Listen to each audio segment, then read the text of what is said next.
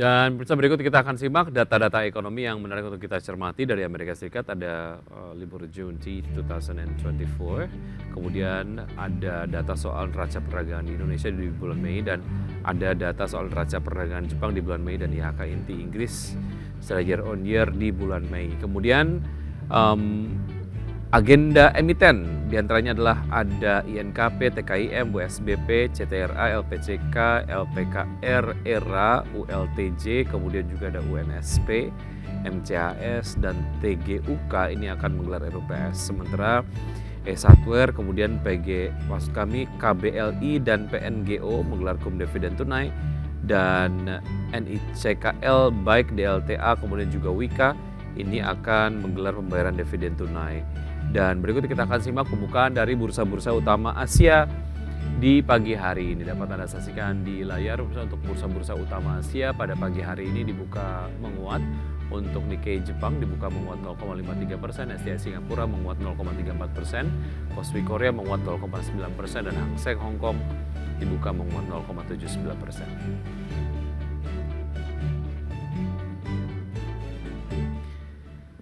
Pagi hari ini saya akan berbincang bersama Bapak Wawan Hendrayana, Vice President Infovesta. Selamat pagi Pak Wawan.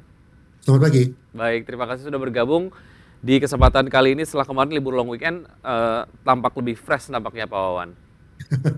Amin. Baik, mudah-mudahan implikasi yang sama juga terjadi di IHSG di pergerakan hari ini, terdampak dari bursa-bursa utama di Amerika Serikat yang memang mencapai rekor gitu ya. Apakah Anda melihat demikian Pak Wawan di pergerakan IHSG hari ini? Ya, ISG sendiri di minggu lalu memang melemah cukup dalam ya. Terkait salah satunya adalah uh, nilai tukar rupiah yang melemah tajam sekali terhadap dolar. Tetapi sebetulnya ini karena USD Index itu naik tinggi juga, terutama karena ketidakpastian di Eropa terkait dengan pemilu yang ada di sana. Saat ini sendiri itu rupiah sudah sedikit menguat. Jadi ada potensi bahwa ISG hari ini akan paling tidak technical rebound begitu. Artinya ini memang ada beberapa sentimen yang membuat pergerakan dari IHSG akan terjadi technical rebound. Beberapa salah satunya adalah terkait dengan penguatan dari nilai tukar rupiah terhadap dolar Amerika Serikat sendiri gitu ya. Oke, terkait dengan saham-saham yang memang ataupun sektor-sektor yang terdampak dari penguatan nilai tukar rupiah terhadap dolar Amerika Serikat, dan ini juga sebetulnya bisa dimanfaatkan ya setelah kemarin mungkin rupiah terhadap dolarnya melemah cukup signifikan di atas 16 ribuan gitu, bahkan sekarang juga masih di atas 16 ribuan, namun kemudian cenderung menguat. Artinya saham-saham yang terdampak pelemahan nilai tukar rupiah terhadap dolar Amerika Serikat ini juga akan menguat dan bisa dimanfaatkan, bisa masuk di perdagangan hari ini Pak Wawan. Ya, untuk saham-saham yang memang melakukan import ya, ini otomatis bisa ada potensi rebound kalau rupiahnya menguat. Lalu juga saham-saham yang terkait keuangan, ini juga potensi untuk rebound juga. Sebetulnya sih dengan pelemahan rupiah, saham-saham yang ekspor ini diuntungkan. Jadi ada beberapa emiten justru yang dengan dolar itu menguat, menembus 16.000 sebetulnya mendapatkan potensi keuntungan kurs. Baik, oke, itu yang kemudian menarik untuk bisa dicermati. Kalau kita lihat dari beberapa agenda emiten yang tadi kita sudah saksikan Pak Wawan, banyak yang kemudian akan menggelar RUPS. Sebetulnya kalau dilihat dari kecenderungan dari saham-saham yang diwacanakan menggelar RUPS, sebetulnya apa ekspektasinya dari point of view investor dan apa yang bisa dimanfaatkan dari musim RUPS ini? Ya, Orema sendiri sebetulnya terkait juga dengan uh, pemantapan hasil kinerja ya daripada perusahaan itu sendiri. Beberapa RUPS ini akan menentukan juga seberapa besar dividen yang akan dibagikan. Sehingga dari sisi investor biasanya memang mendekati RUPS, terutama jika ada ekspektasi bahwa dividen yang diberikan akan signifikan, itu biasanya akan ada penguatan sahamnya. Tetapi investor juga harus berhati-hati karena ada juga beberapa kemarin setelah RUPS ternyata pembagian dividennya tidak sesuai yang diharapkan, itu sahamnya mengalami koreksi. Di samping itu juga kalau sahamnya bagi dividen, umum sekali setelah bagi dividen ex-date itu juga terjadi koreksi. Jadi investor memang kalau mau invest dan mendapatkan dividen, sebaiknya memang memegang sahamnya untuk long term. Oke, jadi memang tidak hanya mengejar momen untuk RUPS begitu ya, terjadi kemudian technical rebound dan juga ada dividen yang dibagikan secara signifikan dan sesuai dengan ekspektasi, tapi juga ada pertimbangan lain terkait dengan fundamental perusahaan sendiri gitu ya. Kalau dilihat dari emiten-emiten yang dijadwalkan akan melakukan RPS di waktu dekat ini, Pak Wawan, ada tadi kita lihat INKP, Tekim, USBP, CTRA, LPCK, LPKR, ERA, kemudian Ultra Jaya, UNSP, MCAS, dan juga TGUK. Mana yang menurut Anda kayaknya ini cukup menarik nih kalaupun bisa masuk, with or without sentimen kepastian akan memberikan dividen atau enggak gitu ya? Ya, INKP cukup menarik ya, Hmm. karena tadi sempat saya sampaikan bahwa ada perusahaan yang diuntungkan oleh kenaikan USD. INKP ini salah satunya karena mereka juga melakukan ekspor atas bubur kertas yang mereka produksi. Ya, jadi RUPS ini juga akan ditunggu karena juga rilis daripada laporan keuangan Q3 kemarin. Lalu juga saham-saham yang terkait consumer goods seperti tadi Ultra Jaya ini juga bisa dilihat oleh investor karena di tahun ini sendiri itu masih ada satu lagi putaran pilkada ya secara serentak. Ini umumnya itu akan ada perputaran cash flow di situ dan biasanya saham-saham consumer good itu akan diuntungkan. Oke, lalu secara sektor untuk emiten-emiten berbasis properti gitu ya, yang kemudian akan melakukan RUPS juga. Menurut Anda semenarik apa sih sektor ini dan momen RUPS di sektor properti ini, Pak Wawan? Ya, untuk sektor properti sendiri itu memang beberapa tahun terakhir itu mengalami perlambatan, terutama pasca COVID-19. Dan saat ini pun meskipun sudah ada perbaikan, tetapi belum kembali ke level pra-pandemi. Jadi memang untuk valuasi sendiri luar biasa murah saham-saham properti ini. Tetapi salah satunya kan bisa murah ya, investor saat ini belum tertarik ya untuk masuk ke properti karena belum ada lonjakan penjualan yang signifikan. Jadi kalau investor mau masuk ke saham properti ya saya sarankan betul-betul melihat fundamental dan valuasi. Dan kedua harus siap memegang jangka panjang karena kalau jangka pendek saya rasa belum ada sentimen kuat yang bisa Hmm. mendorong properti naik. Kita menunggu penurunan suku bunga Hmm. dari The Fed yang bisa pengaruh kepada suku bunga di Indonesia. Kalau itu terjadi, baru properti memiliki katalis positif yang kuat. Salah satu pertimbangan mengapa kemudian mungkin investor masih wait and see terkait dengan masuk atau tidak ke saham-saham berbasis properti adalah karena terkait dengan tren suku bunga tinggi gitu ya, yang memang em, sedang kemudian juga terjadi begitu. Oke, kalau kita lihat selain juga emiten-emiten yang menggelar RPS, ada juga emiten-emiten yang menjadwalkan cum dividen tahun buku 2023 di pekan ini, diantaranya adalah S Hardware, kemudian juga KEN, dan KBLI dan PNGO gitu ya. Terkait dengan agenda ini, apa point of view Anda, Pak Wawan? Apa saran Anda kepada investor?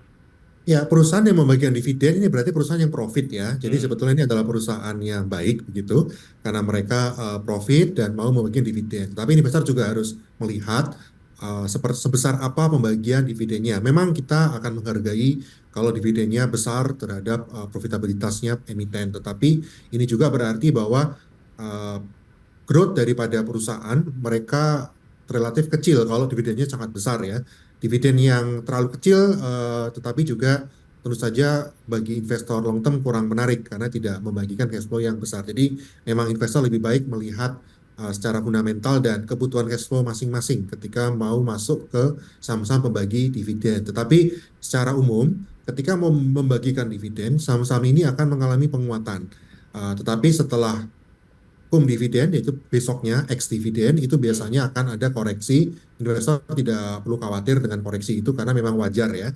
Dan selanjutnya ya melihat bagaimana kinerja di tahun 2024 ini. Apakah mereka juga akan membagikan dividen interim. Ini beberapa pandangan yang harus dilihat oleh investor.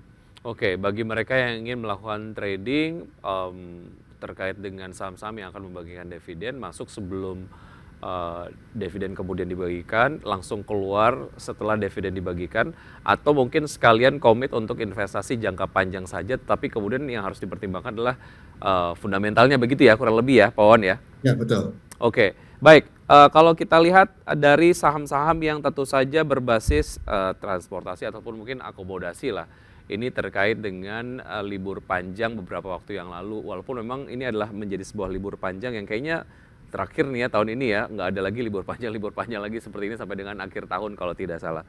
Nah, untuk saham-saham berbasis transportasi, perhotelan dan lain sebagainya, menurut Anda semenarik apa, Pak Wawan? Ya, mereka tetap salah satu sektor yang paling menguat di ISG setahun terakhir ya, Hmm, karena pasca pandemi itu mengalami perbaikan dari sisi baik itu dari revenue maupun dari profitabilitas itu sendiri. Dan banyaknya libur panjang di semester pertama di tahun ini itu juga pengaruh. Tetapi ya saya pribadi sebagai investor ya sebenarnya berharap bahwa antara libur ini bisa di balance begitu ya antara banyaknya libur dan juga produktivitas daripada industri di Indonesia itu sendiri. Tetapi saya melihat bahwa industri transportasi dan logistik terutama itu sampai dengan tahun depan pun masih akan sangat prospektif karena pertumbuhan ekonomi kita masih terjaga di level 5% dan lalu lintas barang dan jasa ini tetap akan dibutuhkan begitu. oke, untuk sektor transportasi dan logistik, rekomendasi Anda apa, Pak Wawan? Walaupun mereka secara profitabilitas menarik ya, tetapi secara kapitalisasi sebenarnya ini emiten-emiten yang relatif kecil begitu ya dibandingkan emiten yang ada di bursa. Sehingga kalaupun investor mau masuk ya harus waspada dengan faktor likuiditas. Karena saya selalu menyarankan untuk melihat tiga faktor ketika masuk ke suatu saham. Satu adalah fundamental, dua adalah prospek bisnis, tiga adalah likuiditas. Nah, untuk saham transportasi logistik ini fundamental relatif baik, prospek bisnis sangat menarik, tetapi likuiditasnya biasanya yang agak kurang. Jadi kalau melihat seperti itu, ya investor harus siap dengan volatilitas jangka pendek. Baik, oke. Itu dia beberapa analisis yang sudah disampaikan oleh Pak Wawan. Kita akan lanjutkan usai jeda berikut ini ya, Pak Wawan. Dan pemirsa, tetap bersama kami akan segera kembali. Terima kasih Anda masih bergabung bersama kami. Sebelum saya lanjutkan perbincangan bersama Pak Wawan Hendrayana, Vice President dari Infovesta, kita akan simak terlebih dahulu saham-saham pilihan pagi hari ini dari Pak Wawan. Seperti Anda dapat saksikan di layar televisi untuk saham-saham yang direkomendasikan pagi ini adalah ada BBCA, kemudian juga ada ICBP, ada Astra Internasional dan juga INKP dan seluruh saham yang direkomendasikan pagi hari ini semuanya direkomendasikan baik.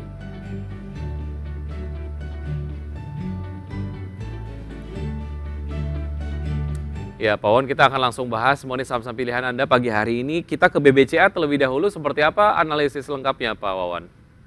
Ya, BPJS sendiri masih bank yang paling divaluasi tinggi ya di Indonesia karena memang investor menghargai baik dari sisi revenue, profitabilitas, dan juga struktur bisnisnya itu sangat menarik dan terjaga resikonya. Jadi kita bisa lihat sendiri bahwa di saat industri perbankan itu mengalami koreksi yang cukup dalam, BBCA itu cenderung defensif. Jadi saya sih melihat prospek ini masih terjaga untuk BCA, jadi kita bisa masuk di level sekarang, mungkin di harga 9.200, 9.250, dan target sampai dengan akhir tahun nanti ya paling tidak BCA itu bisa kembali ke level 9.800 sampai 9 sampai 10.000. Jadi Hmm. kita melihat BCA akan sangat diuntungkan saat nanti suku bunga betul turun di bulan September.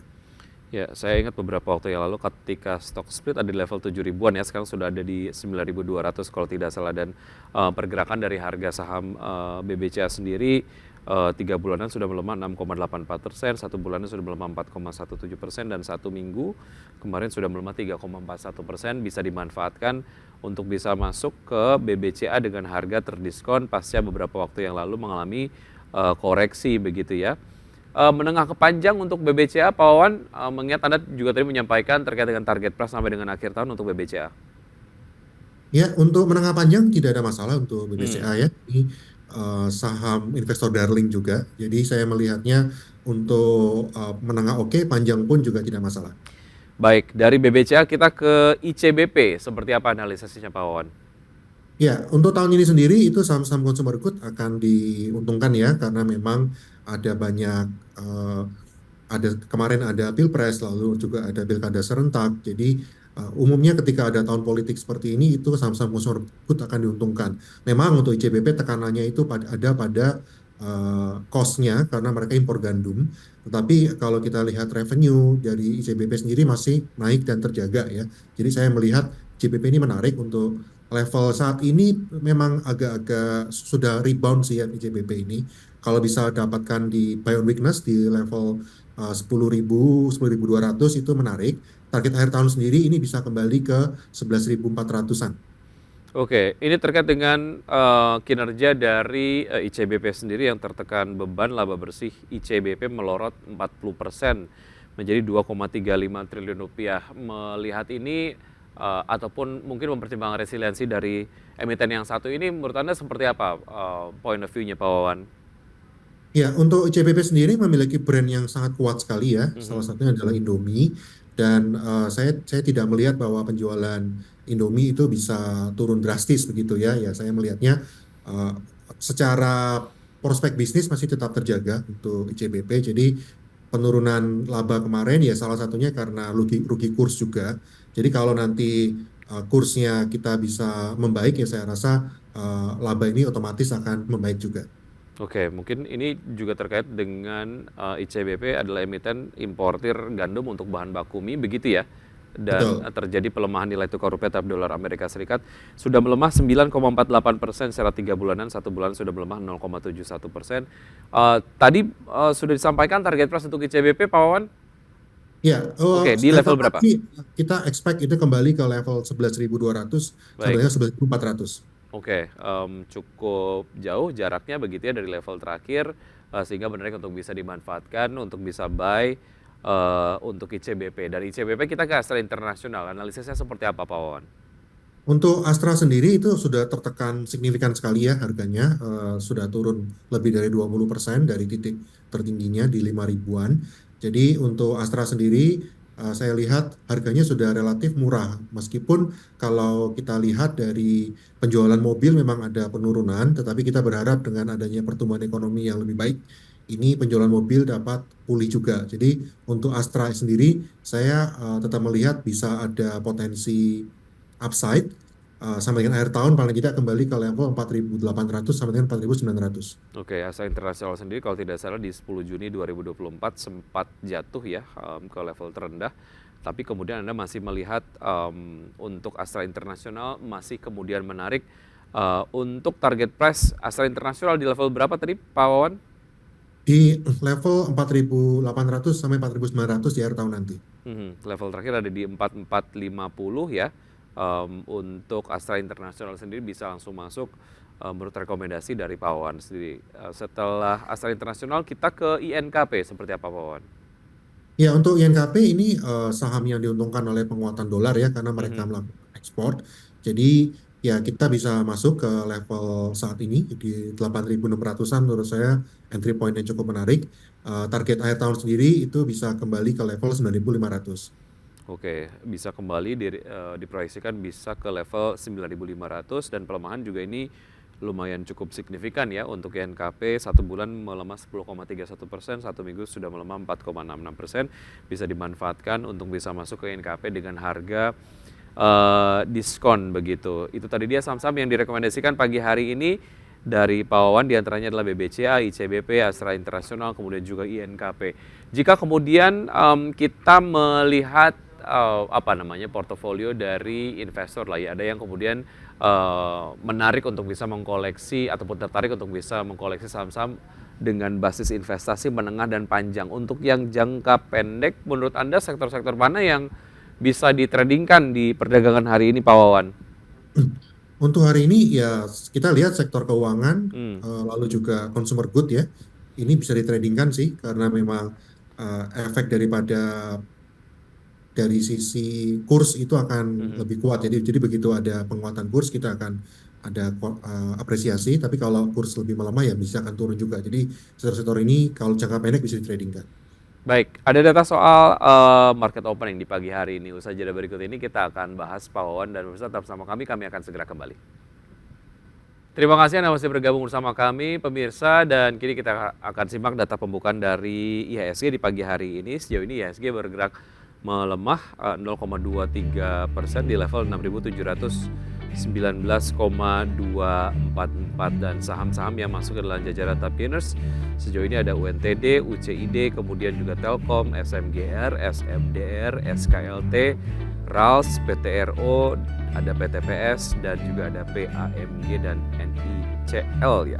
Oke, baik. Berikutnya ada top losers. Sejauh ini ada BBRI, BRPT, Cegas, CAMP, Adaro, Bumi, BMTR dan juga PGEO. tadi sampaikan diproyeksikan technical rebound begitu oleh Pak Wawan, tapi kemudian sejauh ini masih bergerak di zona negatif untuk IHSG begitu. Pak Wawan, kalau kita lihat sentimen-sentimen global lah ya yang nampaknya menjadi concern. Kalau kita lihat dari Amerika Serikat sendiri, apakah ini masih terkait dengan sentimen The Fed kah, atau mungkin ada data-data dari Amerika seperti mungkin pertumbuhan ekonomi yang menjadi concern dari investor? Ya, kalau Amerika Serikat sendiri itu memang agak unik ya, karena di sana itu sekarang investor melihatnya bad news is good news gitu. Jadi memang mereka berharap bahwa ada tanda-tanda pelemahan ekonomi yang mendorong untuk The Fed itu menurunkan suku bunga. Jadi ketika terjadi tanda-tanda seperti itu potensi The Fed turun suku bunga itu tambah besar. Tapi di sisi lain, kalau memang ada penurunan dari pertumbuhan ekonomi, ya otomatis ekonomi Amerika sebenarnya terdampak ya. Jadi ada dua sisi yang ada di sana. Jadi salah satunya itu yang membuat investor banyak juga masuk kepada uh, obligasi negara di Amerika Serikat yang yieldnya relatif tinggi untuk saat ini. Ini yang membuat banyak inflow ke Amerika, dari kita outflow sehingga rupiah kita melemah. Baik, sentimen politik yang ada di zona Eropa ini juga mungkin masih menjadi pertimbangan untuk mungkin investor global wait and see. Tapi kita ke China. Tadi kita yang Eropa tadi sempat kita bahas sedikit. Kita ke China terlebih dahulu, Pak Wawan. Sebetulnya apa yang menjadi concern terkait dengan apa yang terjadi di China sehingga investor juga memiliki concern terkait dengan hal ini? Untuk China sendiri, bagaimanapun juga dari sisi perang dagang itu berpengaruh ya. Mereka perekonomian ekonominya menurun, lalu juga inflasinya relatif turun juga. Jadi bisa diproyeksikan bahwa aktivitas ekonomi di sana turun. Ini yang menyebabkan dari sisi negara-negara yang ekspornya banyak ke China, salah satunya kita Indonesia, itu juga mengalami penurunan juga. Jadi saat ini untuk China sendiri relatif ekonominya sedang melemah. Baik, sektor-sektor mana yang secara perhatian gitu ya kita harus berikan perhatian lebih terkait dengan sentimen yang terjadi di China sendiri, Pak Wawan, dan menurut Anda rekomendasinya apa dan em, kira-kira apa yang perlu diwaspadai untuk sektor-sektor tersebut? Sektor energi terutama ya, Hmm, karena kita energi dan tambang itu kita banyak ekspor ke China. Ya kalau memang ekonomi mereka lemah ya berarti ekspor kita akan menurun juga. Jadi dua sektor ini, energi dan pertambangan, itu yang harus diwaspadai. Oke, itu tadi ya saham-saham ataupun apa semacam sektor-sektor ya lah ya yang memang harus dihindari untuk sementara lah ya karena terkait dengan sentimen yang terjadi di China. Oke, kalau kita lihat pembukaan pagi hari ini di perdagangan sesi 1, Pak Wawan masih berjalan di zona merah untuk IHSG. Bagaimana analisis Anda terkait dengan hal ini? Tadi memang kita melihat ada technical rebound sedikit ya di awal Mhm. pembukaan, tapi ternyata tidak kuat. Lebih banyak yang sell untuk saat ini. Ya ini mungkin merespon daripada libur panjang kita, sehingga beberapa investor melakukan penjualan. Tapi ya kita masih berharap bahwa di bulan Juni nanti, di akhir nanti, itu bisa ada rebound. Mungkin IHSG dengan level sekarang itu bisa kembali ke kita berharap bisa kembali ke level 6.800 di akhir bulan nanti. Baik, sektor-sektor yang nampaknya mungkin akan menjadi penopang ataupun mungkin gainers lah ya, penopang dari IHSG di perdagangan hari ini, menurut Anda sektor apa saja, Pak Wawan? Sektor saat ini sektor industri masih menjadi salah satu yang beberapa emitennya menguat, tapi sektor keuangan ini saya lihat memang terkoreksi cukup dalam, Mhm. jadi kembali menjadi pemberat IHSG ya. Ya. Ya investor lebih baik buy on weakness untuk saat ini untuk yang long term. Baik, baik. Itu tadi berbagai macam analisis yang sudah disampaikan oleh Pak Wawan pagi hari ini. Semoga menjadi referensi untuk strategi investasi pelaku pasar hari ini. Pak Wawan, terima kasih sudah bergabung bersama kami. Sukses untuk Anda, sehat selalu, sampai jumpa. Sampai jumpa.